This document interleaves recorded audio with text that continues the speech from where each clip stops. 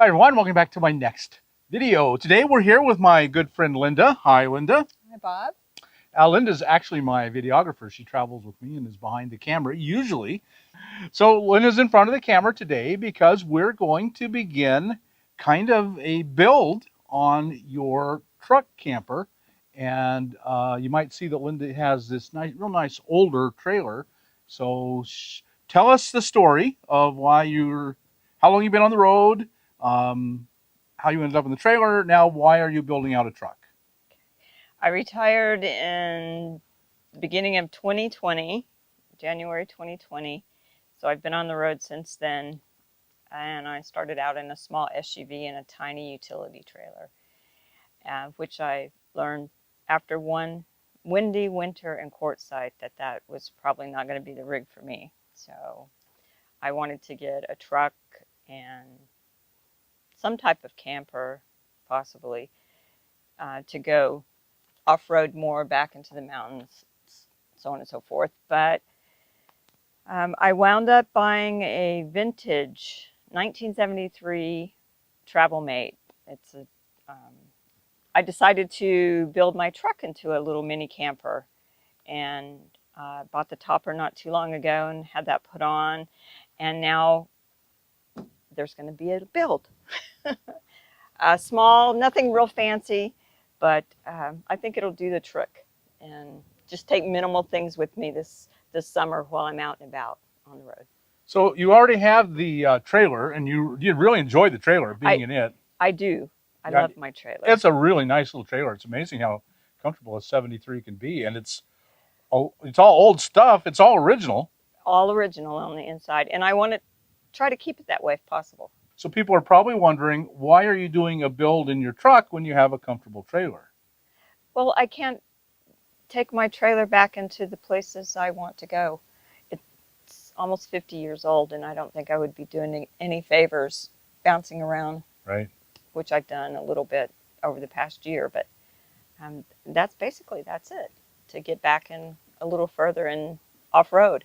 So you have, we found someone to do your build for you. Anya. Anya. Mm-hmm. And you'll be meeting Anya next, and we'll start seeing the build going through. How long is your bed? It's a little over 8 feet long. So it's a full-sized bed, mm-hmm. And it's not a super cab. There aren't 4 doors, but one of the doors opens sideways. Mm-hmm. Suicide, I think they call that. Yeah. So what were the pluses and minuses in your mind of a pickup versus a van? One minus, I can't stand up in it, which I'd wanted to put a high top if I got a van. I was planning on putting a high top on it. And then just the space. As we said earlier, the little camper is deceivingly large on the inside.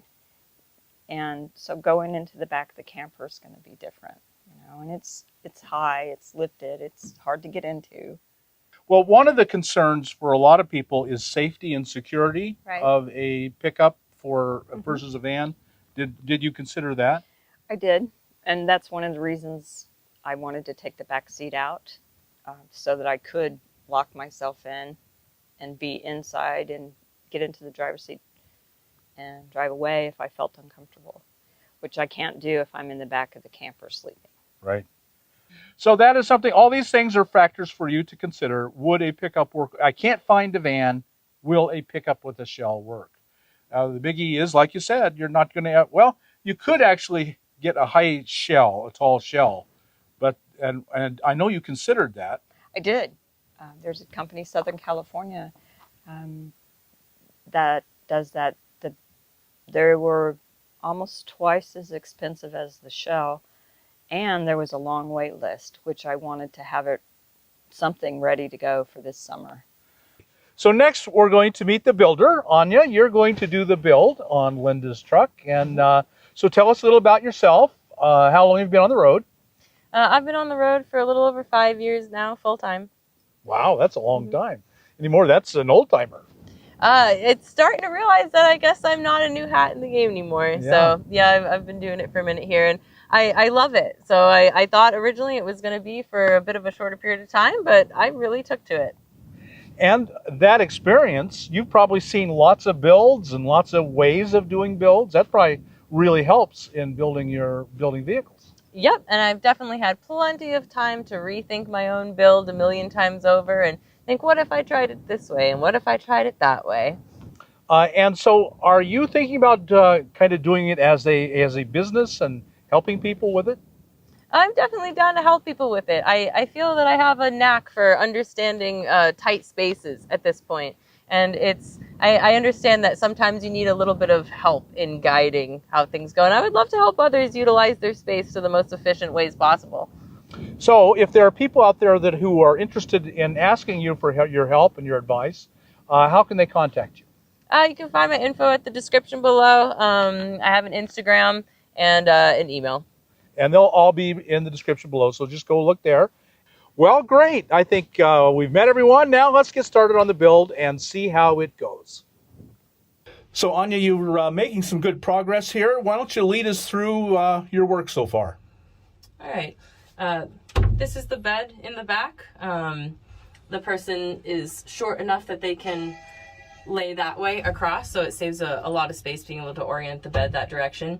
It's just a piece of 3/4 inch plywood, and we're trying to keep it as simple as possible. So it's just sitting on the ends, these 2x2s, which are screwed into the side rail of the truck. And we are going to support it with a few more legs underneath. Okay, and so it looks like you put 2x2s, you just bolted them straight in. And how's that working? It's working great. It's providing great surfaces to be able to sit things on and to screw things into without actually having to screw into the truck, except for, you know, the couple bolt holes that we put in for these, which are in the side rail, so it's not really gonna affect the integrity. And so yeah, that was great. It's kind of, we were just talking how you've been building all the underneath structures, so they're almost completely done. And all of a sudden, it'll go from looking like, oh, we haven't gotten very far, to boom, it's done. Yeah. It can be frustrating, but also fun that way. Right. Yeah. When you get that final product, then you're very happy. Yeah. Okay. Thanks for the report along the way, and we'll proceed then. Mm-hmm. Now, everyone, we're back in the truck with Anya and Linda, and the product is done. And Linda, what do you think of the build? I like it. I got exactly what I wanted. I was really adamant about wanting a lot of open space and not much structure on the side, and I got exactly what I wanted. And I like it. And Anya, you were very helpful and cooperative and gave Linda just exactly what she wanted. Mm-hmm. Yeah, I saw the vision. I started to understand the more I got to know Linda, like, open space was really key here, and wanting to keep the feeling of this being very open. And I understand that because my van is also fairly open. So I'm glad that we were able to create that in this space. And you've got a bed you're sitting on, what could be your bed. You could sleep down here. Yes. Mm-hmm. And also behind. Also, this is another thing Anya did that I really liked. If I want to take this out, she made it easy for me to do that. I've spent a lot of time deconstructing things before I really learned to construct things. And one of the most frustrating things is when things are overbuilt sometimes and they're harder to take apart than they need to be. And that's helped me try to find a more minimal way of doing things that is still secure. It's very firm. Very firm. But it can come out with a rather small number of screws. Right. So this is going to be the main functional counter space of the unit, and so we wanted to try and keep that as contiguous as possible. Over here, there's room for water storage underneath. So ultimately, this will probably make the most sense as a sink area. But we ended up going against cutting the hole in the counter because you can always just place your sink bowl on top. And that allows you to keep the counter space. So until a decision is made, it just gets to be open. And then moving along, this initial shelf was put to cover the wheel well. So that height was set by the wheel well. And then we bumped up the refrigerator over here so that it could open easily, because there was a lip on where the truck topper joined to the truck bed. So that got lifted so that it could open, which then created a beautiful little skinny shelf, which should not be underestimated, the power of the skinny shelf. There are lots of things that are skinny and wide that can go there. And then there's tons of other storage underneath, and the wheel well is in the middle here. Everything in here is just something that I had, so it's pretty jumbled, but I just wanted to see before I made any definite decisions if it would fit. The water here, and my pots and pans are in here, my spices and my coffee are in here, and then my solar power. I've been playing today, just trying to get it figured out. And so you're sitting on a thermarest pad, Right. Which is probably enough by itself. Right. It's very good. Right. But you're carrying a pad to put on top of it. Right. That's a 3-inch memory foam that's just rolled up there, and it comes out. And I'll probably leave it out most of the time here. And that is a bed. You can sleep. It's 2 foot wide up there. I can sleep up there. You can sleep up there if you need to. Mm-hmm. So this side was a lot of discussion went into this side. I'm a Budinsky and had to mansplain everything to you. If it had been me, I'd have built something in there, but you didn't want anything in there. No, so we decided to go really minimal with it. And I agreed, because sometimes it's best not to build space until you know how that space is going to be used. Just created a box around the wheel well so we could put a little cover on top. So now it's table space, but then everything else is sort of just now flat space that is kind of creates a nice neat line with where this wheel well is anyway. So it just leaves it open for the future, and you get some use of the space now, and it'll work just right for you. Right. I like it. It's just what you want. It is. And that's what counts. And I thought about cutting these mats, to custom, more fit the space, but I like having them up here because it helps to hold my gadgets in there. That's actually just a piece of carpet, right? Right. Anti-fatigue mat, the black one, and then just a carpet piece of carpet I got. Okay, and a lot of what you wanted and got is storage space in the back seat. Right. Let's take a look at that now. Okay. The great thing is you have an enormous amount of space up here behind the front seat. You took the seat out yourself, Linda? I had someone in Pahrump take it out for me.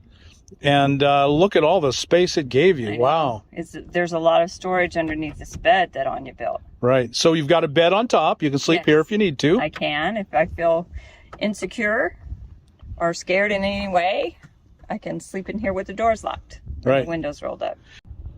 Okay, Anya, why don't you show us how you did the build in here? So yeah, the idea is to keep the most storage space as possible, and this will most likely not be used as a bed all of the time. It will be in certain circumstances it will be used as a bed, so it will be primarily storage. So I wanted to make the storage aspect of it be really the most important piece. We did it in it's 3/4-inch plywood, and then it's just 4 legs, so 3 based against the back and then 1 in the center to try and leave this space as open as possible. It makes it a little wobbly, but it's fairly stable once it started to be weighed down. So now you can have your full realm of placing things in here without having the leg in the way. And then there is the option of adding one should you decide that you want another leg. But yeah, it's just essentially a shelf. So now one of the questions people will have is, in a small space like this, how are you going to go to the bathroom? This is my putty. That's your putty. That's my putty. And I do line it with a little, just to help keep it more clean. I have the standard jug and a little cup and a funnel and wipes, and that does the job quite nicely. It's what we all do, but miniaturized.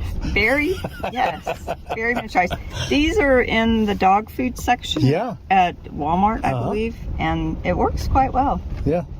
And so, do you have solar? How are you going to have power? I do. I have 310 watts on the roof. That was just installed yesterday. And the battery box will go back behind this fan, back at the corner back there.